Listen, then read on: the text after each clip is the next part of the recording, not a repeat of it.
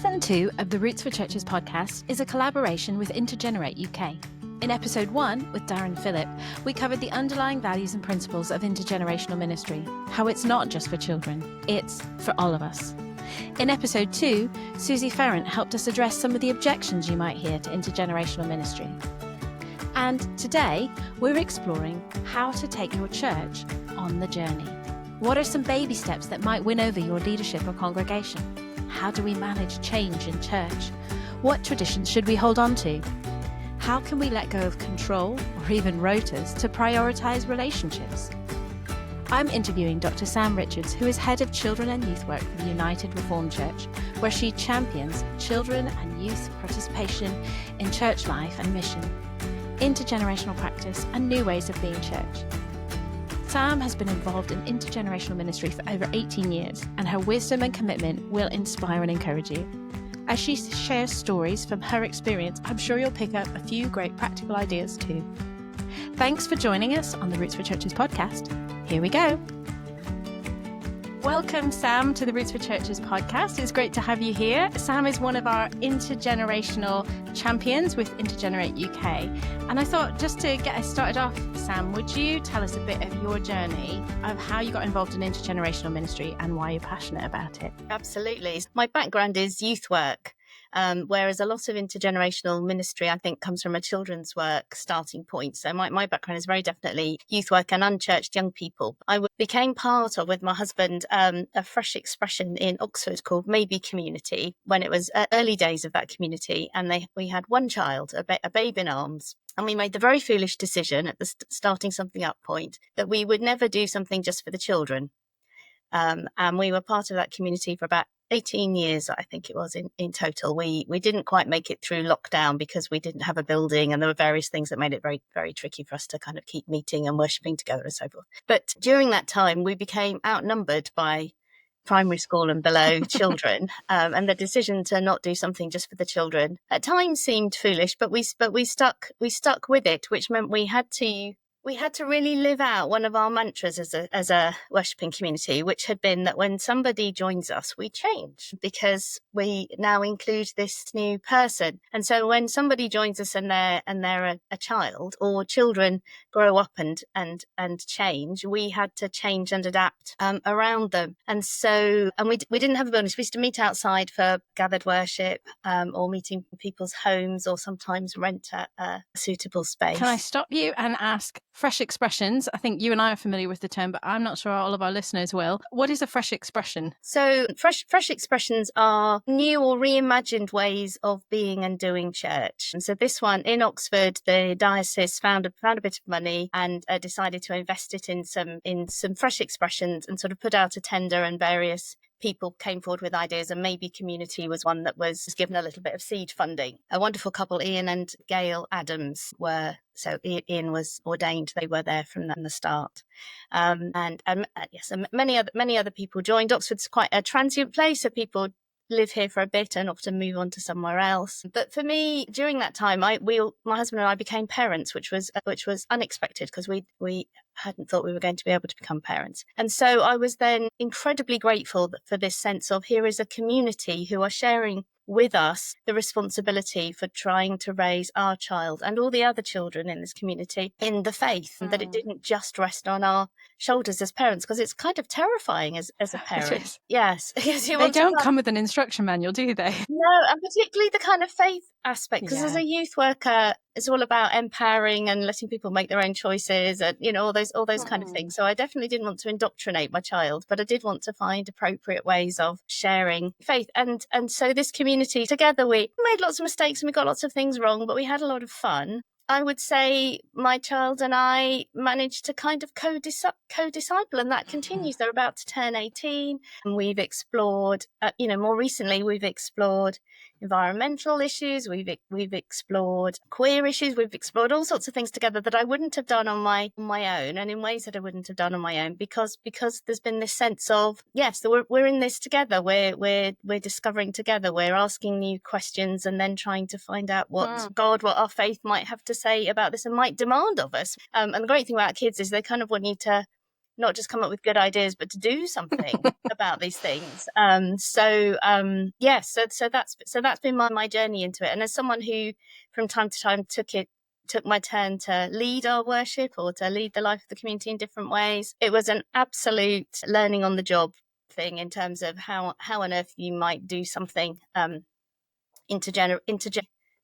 quite a control freak in many ways, but I learned that you just can't do that if you're doing things which is inviting everybody into the space and enabling everybody to contribute. So I now live by a few mantras that I would never have imagined I would live by before this experience. That sounds really fascinating. I love the idea of a sort of a blank sheet of paper, a fresh slate, to start something from the ground up with an intergenerational feeling and with those values. I think many of our listeners would be like, oh, wouldn't that be easy? But that's not my situation. No. And a lot of listeners will be in traditional churches, perhaps that are struggling, perhaps that are thriving, and they're thinking, how could we explore intergenerational ministry? But you have not got a blank sheet of paper. You have got years and years of tradition of that's not how we do it around here, of, well, this has worked just fine, thank you very much. Why are you trying to change it? Or there might be a sense of, well, maybe this isn't quite working. But experience tells us that this is what church is. And almost that experience or tradition of church can feel almost as sacred as scripture or the relationship with God himself. So if we are kind of backtracking a bit and saying, hey, folks, you're on this intergenerational journey, you're wanting to see some change happen, you're wanting to see a more intergenerational flavor in your church, how can you take people on the journey? And assuming that most people have a bit of tradition or a bit of structure that they're grappling with, and so we're actually trying to change stuff rather than start from scratch, what advice would you bring to those people? So that's very much my context now. I'm part of a village church. It's a medieval Anglican church with world-renowned wall paintings to give you a sense of a sort of tradition and a historic setting. And over more recent years, the Methodist congregation in the village have joined with us. So it's now an ecumenical congregation. So so I absolutely understand that. And I grew up in a very, very traditional bells and smells church background. So I think we have to ask ourselves what tradition is. And a good tradition, and certainly tradition in relation to faith, has to be a living tradition. So it has to be something that's been cherished by those before us, passed on to us, not to wrap up and keep as a museum piece, but to keep alive. So, for instance, the liturgy, we've updated the language in order for the liturgy to be meaningful, to keep it alive, but we've kept liturgy. I think that's quite a good example of that. And sometimes it's really nice. I mean, I grew up on Book of Common Prayer, and sometimes it's quite nice to go back to what's, it's almost Shakespearean language. Yeah. And it's familiar and comforting and so forth. But it would take an awful lot of explaining and unpacking for new people coming in. And I think tradition has to be authentic as well. It has to mean something to the people who are doing it. If you're just doing it because it's always been done, then it's a show. It's a bit like, for me, it's a bit like changing the guard at Buckingham Palace. It doesn't mean anything to me. I can enjoy the pageantry, but I don't have any meaning hooks to hang that onto. They're swapping over who's the guard, and they're marching in a procession, and wow, exactly. That's cool, and it's lovely, and precision. Yes, it's precision and all the rest of it. And faith has to be an awful lot more than that kind of performance. It has to be authentic. So I think if you're thinking tradition needs to be living and authentic, and then if it's living and authentic, of course we want to share it and pass it on to other people because it means something to us. So I think I would start with that kind of framing. And then if it's a living tradition, you're inviting other people into the tradition, and they may shape it and change it slightly. Just as every church who gets a new vicar or minister, they come in to the tradition of that church and they shape it or change it slightly. So we should expect the same for that children and young people, as we invite them into the tradition, are going to do the same.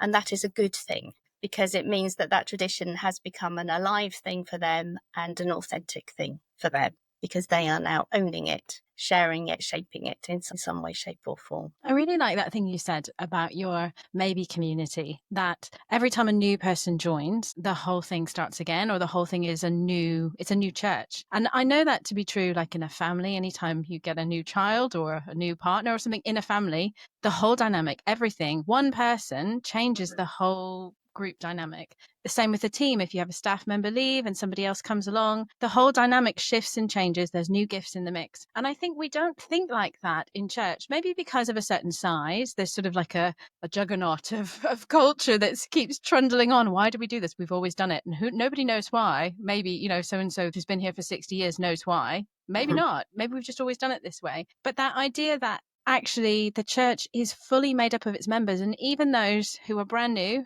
who are babes in arms, they are contributing or shaping this community in some way, and it's not just the leadership that's shaping it. And I think that is a little head switch for many of us, because we think, oh, we're in the leadership, or we'll lead church and everybody will come along. But there is this sense of everybody is shaping it, but maybe not all got the access to the levers of power or being around the same planning meeting. And I think there's something about intergenerational ministry that is trying to change that idea of church from a program or a performance or something that's done to or for you to something done with. And that shift is quite fundamental. And I think it's those culture shifts going on in people's heads. You can't just say, here's an outline for intergenerational worship, because it won't work if the shift in people's heads hasn't happened. Absolutely. And so one of my mantras, sort of I live by some mantras now, is everyone arrives with a gift, everyone leaves with a blessing. So expect everyone who is gathering together for worship to be bringing a gift that's going to be part of your time of worship, even if it's a laugh at an inappropriate point, or a baby cry from the back, or whatever it might be. Yes, that everyone is bringing something in, and that to me that feels a very New Testament principle for worship. One brings a song, one brings a scripture, one brings a word of encouragement, that kind of thing. And if you're in more formal worship, that might not happen very obviously during that formal worship time, but sometimes it's just beautiful. I have a colleague at work who said she had this experience once in church of an old lady next to her at the end of the service saying, "I've so appreciated worshipping next to you today." And I just kind of feel, actually, if that was our sense of, we're coming together, we come together for collective worship, we come to do it together, and therefore this sense that we're joining together and all giving something into it.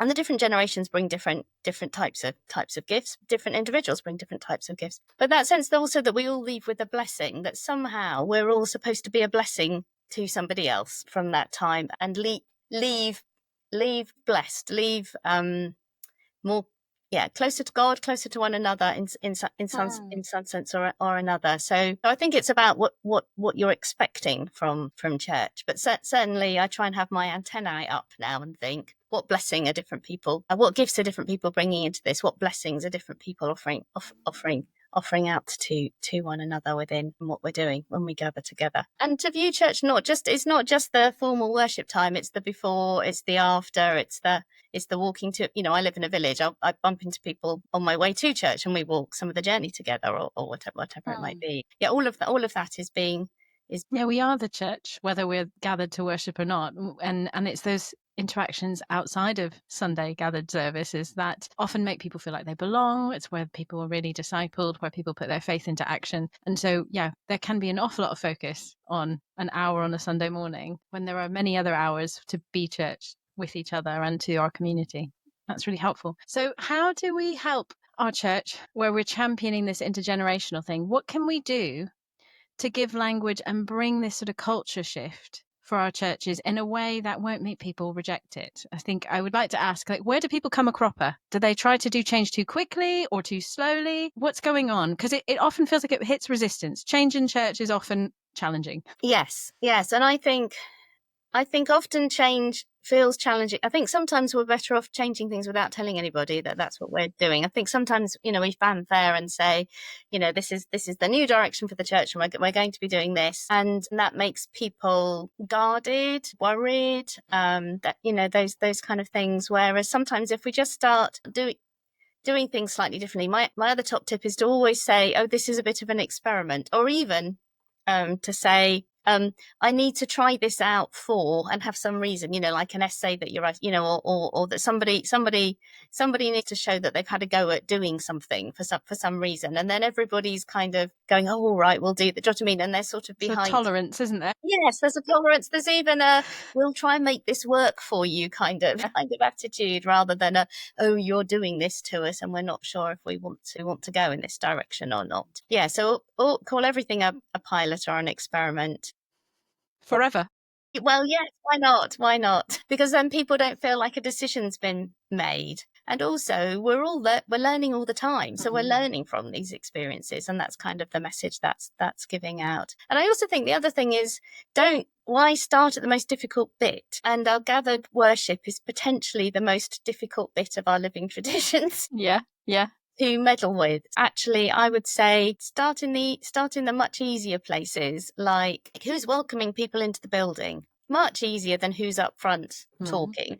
Could you suggest some different pairings, or widen the group so it's not two people? My experience is that children love showing people to a pew or a seat. Quite small children actually will relish that kind of task, and immediately they're part of the ministry of welcome in the church.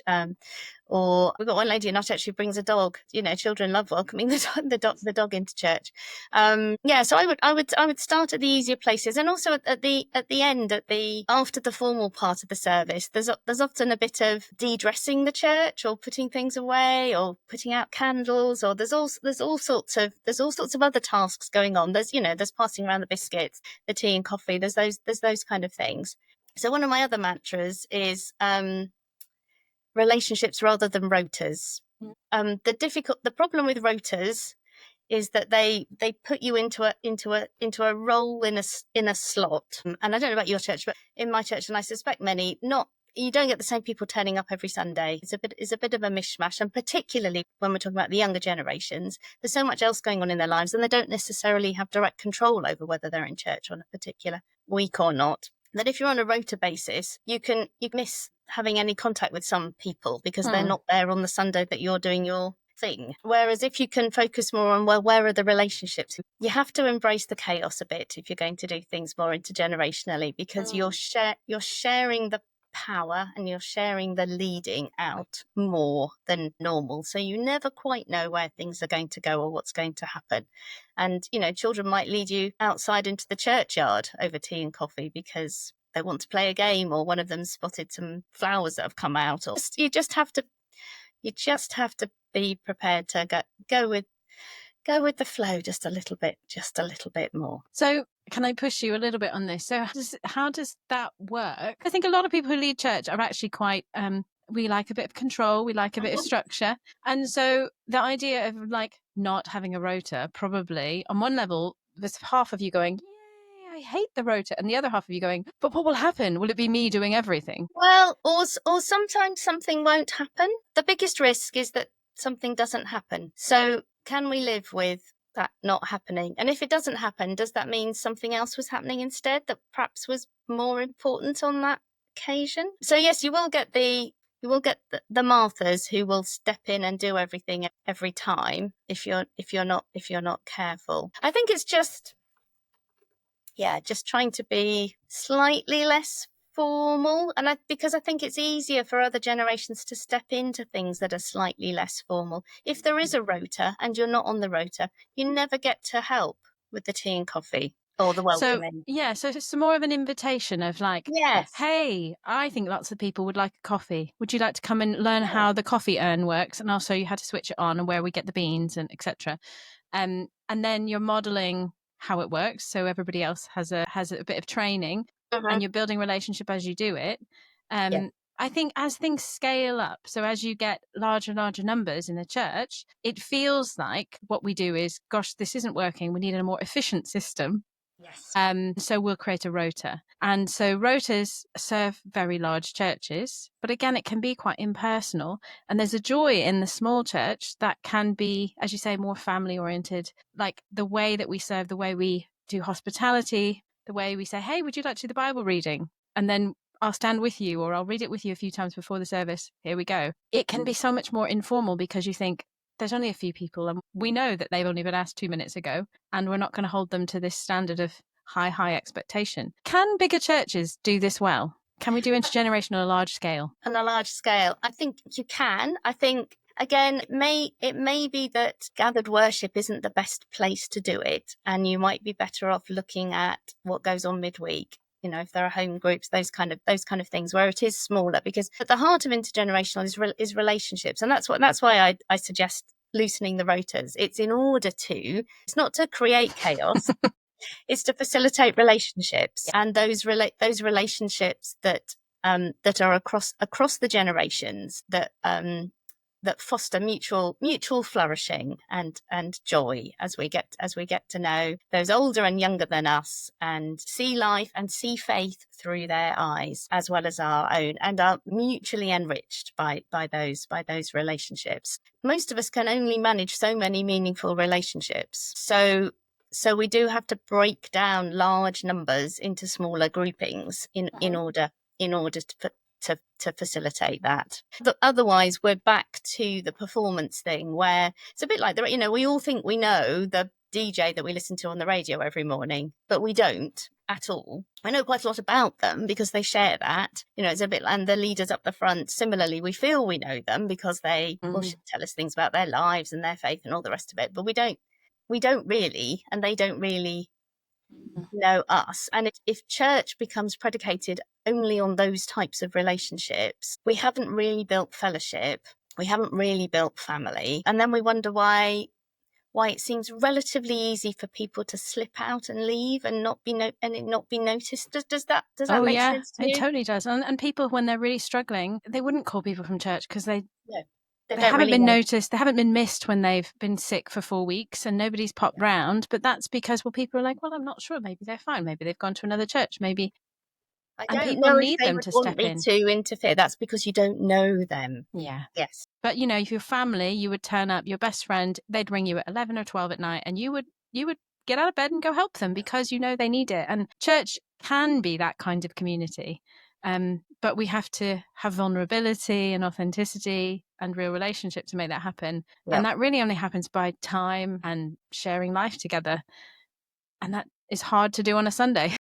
Giving enough energy into that, and which sometimes means a bit less into the more performance stuff.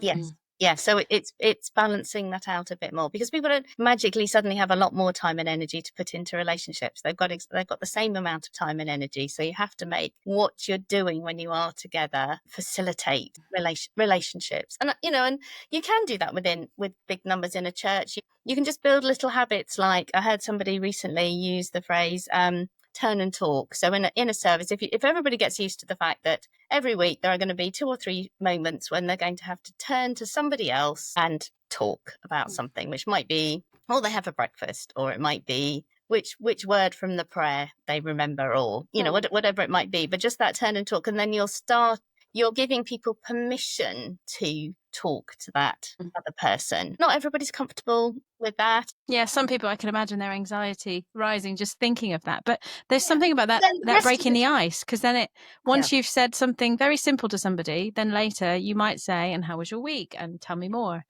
But it's that initial social anxiety, isn't it? It is. And another phrase I heard recently, which I really liked, was have your say moment. So if you've got separate groups for different age ranges and things, build in times where they have their say in some way, shape or form, which might be within your worship, or it might be in some other way. They might take over all the church notice boards or the newsletter or something, but just so everybody gets used to hearing from all the different groups. And that would be the seniors' lunch as much as it would be the junior church. So you do it for everybody. Yeah. And it is important to tell those stories so that we value the things that we don't get to see.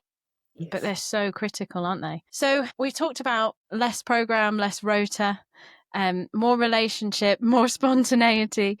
We talked about sort of doing this on the sly, not really telling people you're doing it, or if you are talking about it, you're saying it's an experiment. Is there something about naming for people what they're experiencing? Because I think, again, this feels like a new way of experiencing church, a new framework. And I think people enjoy it, but then can't quite put their finger on why was this good, or why is this working, or why did that not work? So how do you, with your church on this journey, explain some of that language, some of that value shift once it's already happened, I suppose? How do you name that? I think that is important. I think in terms of a learning cycle, you start with experience. Is how people is how people learn, and then you need the opportunities to reflect on that experience, and then you need to give people opportunities to fit that reflection into what they already know, to theorize about the experience, and then they need the opportunity to do something with this new learning.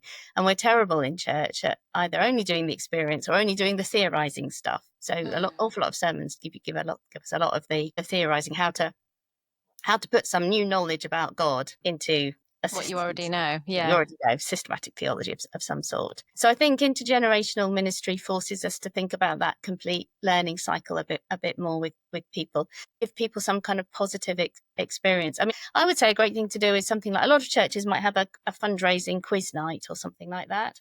Reimagine it as a intergenerational quiz afternoon, and you have rounds of questions, some of which some people of some generations are not going to know the answers to because they weren't born yet, or they've never been on social media. Do you know what I mean? They've never been on TikTok. So you mix those things up. So you need a team of all ages, but also you need someone who can run fast to get your answer sheet to the person at the front, or and you need somebody with a good memory who can remember the question that nobody knew the answer to put in a guess later, that sort of things. And then everyone can reflect on how they needed each other and what was fun about it. And yes, so then at the end, just ask one or two of those questions, or suggest that as a team they think of one thing to thank each person for that they brought to that team. Those kind of things that help people just do a little bit of reflecting. I like that.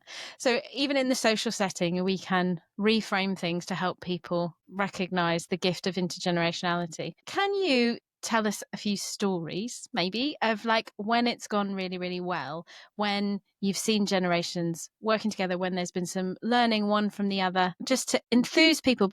Yeah. So in our messy church recently in my village, we were doing the persistent widow, and so we try and do intercessory prayers that will have enough depth for the long-standing members of church who bring a lot to worship in the first place, and the children who only come once a month, and not even that often, maybe with granny once every 2 or 3 months to messy church or whatever, but try and model a way of praying. We've started to use Makaton signs quite a bit, because that helps the children to stay engaged. But quite a lot of the adults also appreciate the physicality, actually, they've discovered, of signing. So that's been good. And so these prayers were all about persistence. And so each prayer started like the knock knock joke, knock knock, and then the Makaton for who's there, dear God, it's me again, praying for. And then naming a thing you might be praying for, courage. And then the prayer might go on to talk about for leaders working for peace in difficult situations. The prayer starts very simply, but offers something for everyone. And then the next prayer would be knock, knock. Yeah, knock, knock. Who's there? Dear God, it's me again, praying for forgiveness, for instance. Really good. I like that. And it worked well in terms of people being able to remain engaged in prayer, all ages, and we've got very small ones, right through to people in their 80s and 90s for a reasonable amount of time, which can be quite tricky. But after our service, one grandparent afterwards was saying to me, firstly, that they found it helpful to think about it's okay to keep going back to God, that kind of bit, but also that this was something they felt they could directly say to the child that they brought. You could go and talk to God like this. So it had sort of given them a tool, they felt, as well as an experience of praying with the child that they brought. I think they'd had an experience that they were managing to pray together rather than they were praying and the child was being quiet. Yeah. It's a great example, and I love it. Like, it's because it exemplifies something really powerful about intergenerational. Like, you've got the knock knock joke, which immediately it's like a cultural hook. You've got it, and the kids love that knock knock. Who's there? It's me again, which is actually quite deep spiritually. And I'm persisting in prayer. God, this is what faith is. It's again coming to God, again with my unanswered questions, my unanswered prayers, but I'm still coming with them. Like, the simplicity of that is yet very, very deep for those who've been in faith for a very, very long time. And I like, because it's got that hook to it, you will remember it in the week. And the Makaton signs, there's so many levels to this that it's going to help those with memory issues, maybe with dementia, with additional needs, with sensory challenges, to the very youngest. The gift of intergenerational is that it isn't just for children, it's actually for all of us, and it takes us deeper. And the simplicity of us brings us back to it. And often we say that, that if there's a really good children's talk, everybody remembers it because it's probably really good communication. It's clear, it's visual, it's got one point,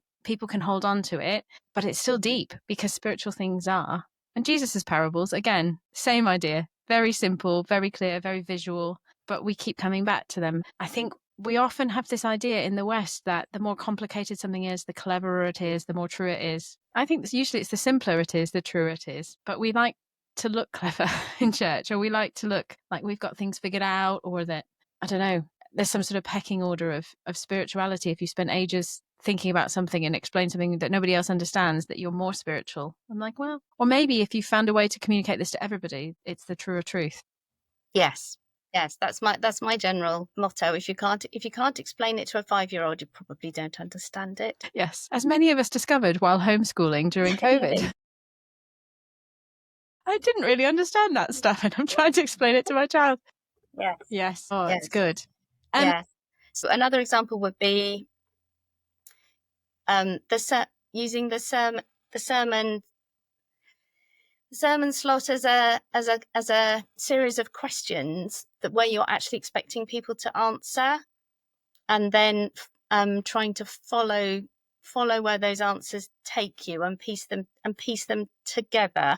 So what you arrive at isn't your thoughts about the passage, although those will have come out probably in the questions that you've asked as the preacher, but you've arrived at some of the places where the content or the ideas connect with the people who are there. So this is another one of my recent mantras, is about connection rather than content. Okay. It matters less that I got my 3 points over than that what we were talking about connected with most people in the room in some way, because they made the connection to it, rather than I pointed out how this might connect.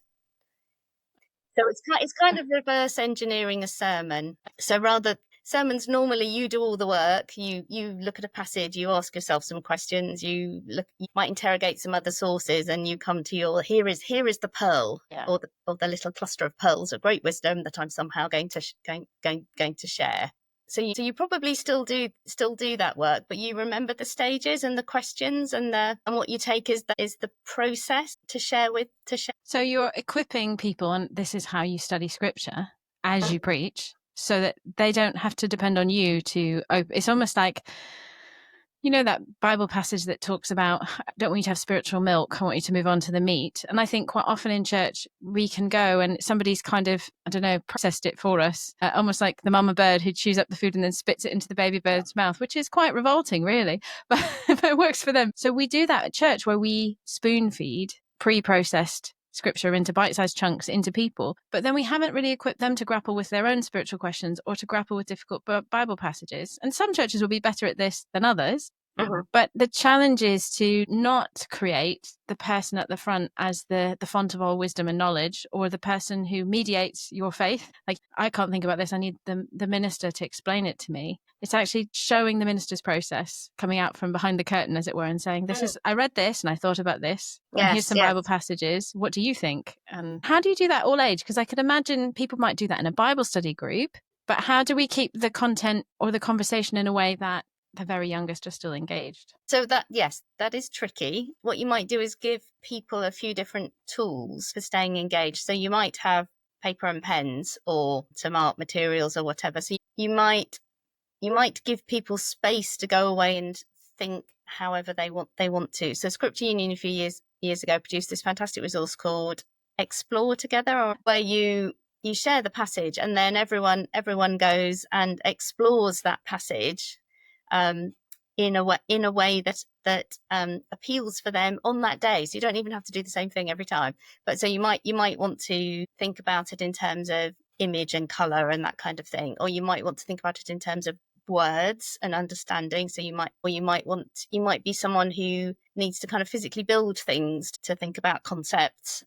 Yes, or you might space to go and prayerfully think about it. So you might offer different kinds of ways that people could do this. But the point is, everybody's point of focus is the story or the passage that you've started with, and then the thing at the end is a bit like when children come in from junior church and show everybody their pictures that they've made, or whatever it might be, is that you actually invite everybody to share anything they want to from that exploring that they've done. But rather than just show and tell, you try and encourage some dialogue between those things. And so I've had the wonderful experience of primary school children telling adults who never normally put colour on paper, praising their drawing and painting. So it was a complete reverse thing, and a bottom secondary school age person sharing a poem they'd written. So this was a Pentecost one. So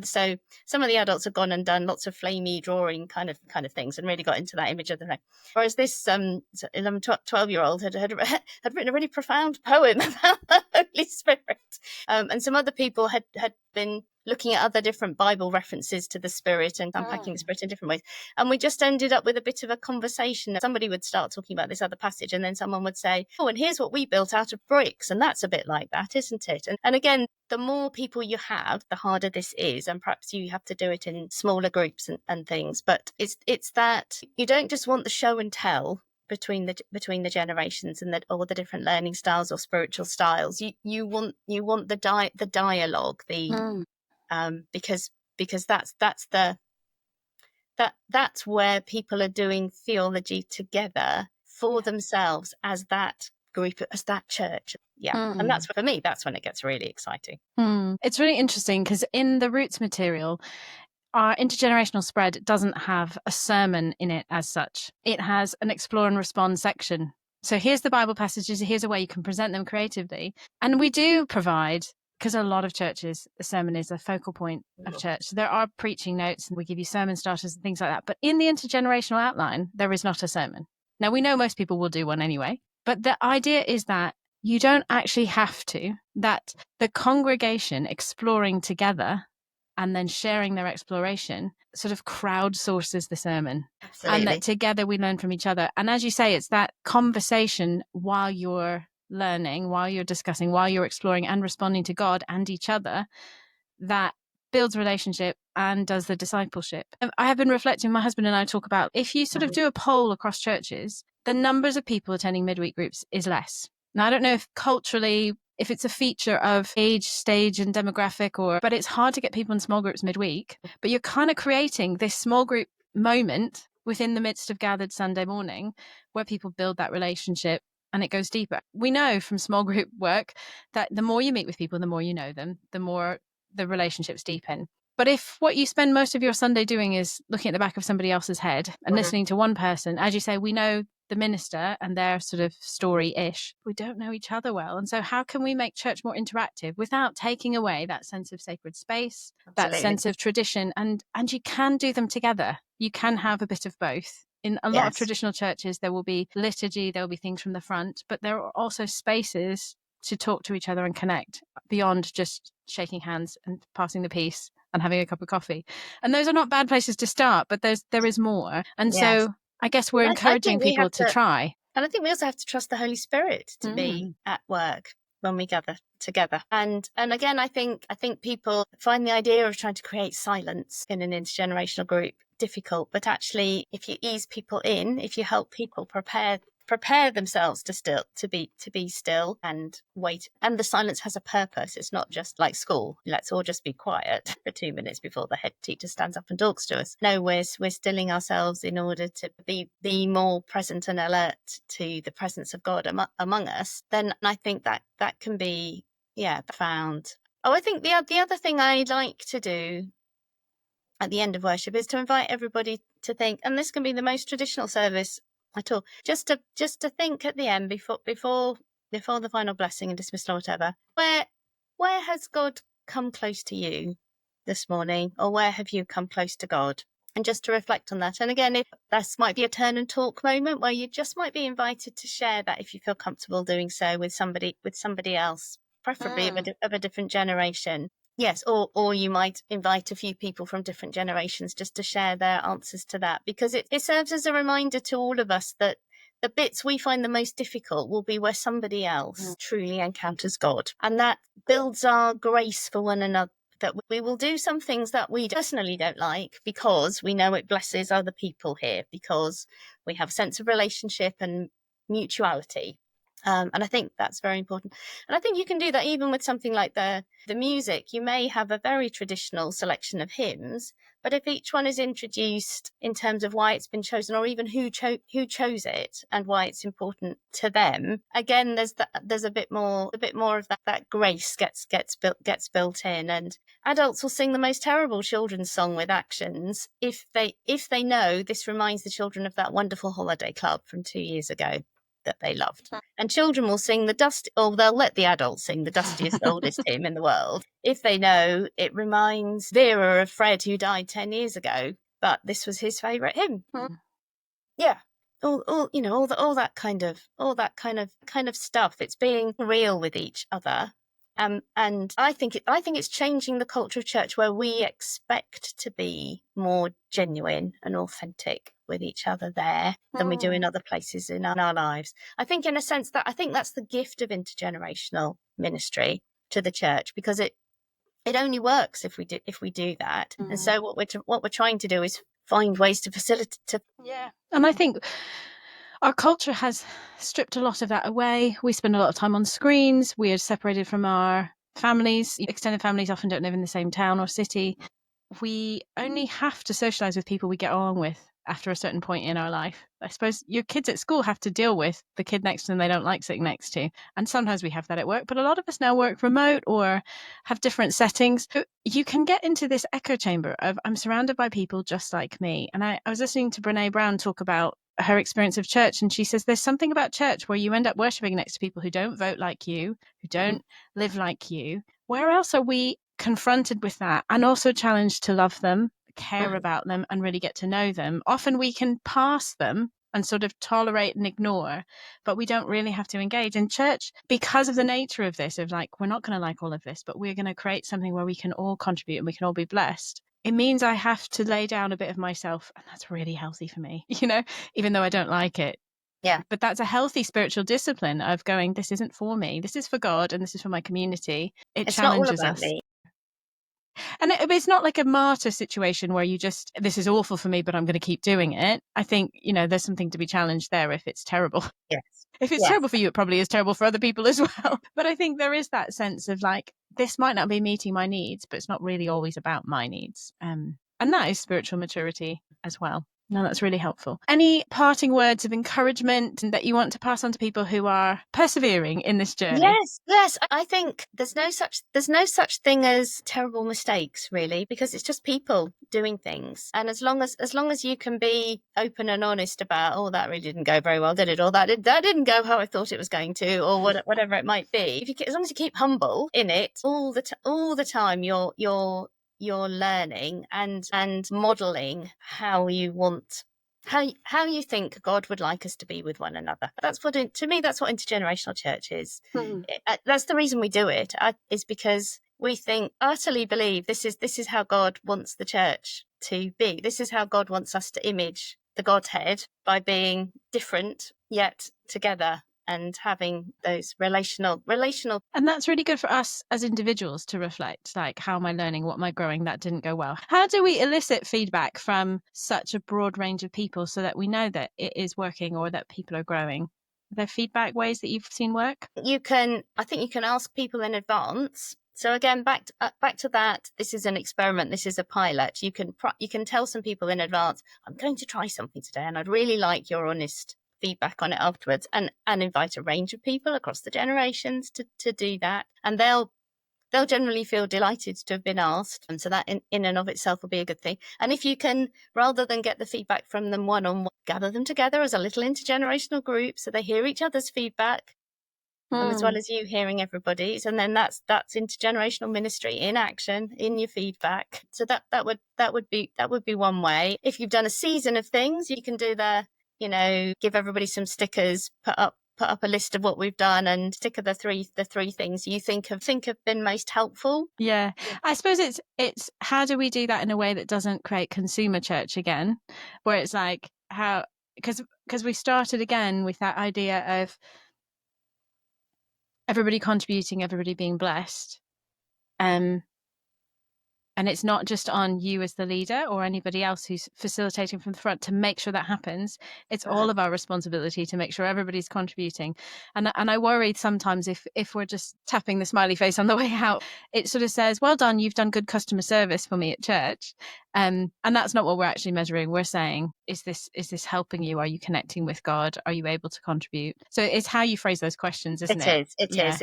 It's what questions you're asking for the feedback on. Yes, absolutely. And if people will give you sentences or quotes, they used to have on the wall these little quote bubbles with "you said," "we did." Amazing. No, that's good, because we do want to be collaborative and responsive, and that's part of the leadership, is that it's shaped by everybody who's there.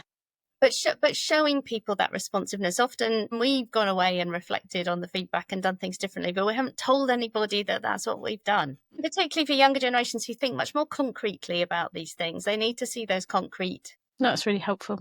Thank you so much, Sam, for your wisdom, for pioneering this and letting us learn from your hard-earned wisdom and successes, and also when you've got it wrong, because we're learning from those too. So thank you for your time and for sharing us this. That's great. Thank you. It's been a pleasure. Roots has been running a series of articles about intergenerational ministry. Sam's article, First Steps Towards Intergenerational Ministry, is out in Worship Together, issue 137, both in print and online at rootsforchurches.com. Roots produce weekly and seasonal materials to help you lead great church. Alongside our weekly preaching notes, song suggestions, prayers and intercessions, you can find an intergenerational outline for gathered worship for each week of the year. You can explore all Roots has to offer with a free 4-week trial. Head to rootsforchurches.com. If you're exploring intergenerational ministry in your church, please subscribe to this podcast so you don't miss future episodes on intergenerational leadership, hosting, preaching, worship leading, and more. And head over to intergenerate-uk.com for webinars and networking with others on the Intergen journey. Please share with others in your church and network. Together, we can grow.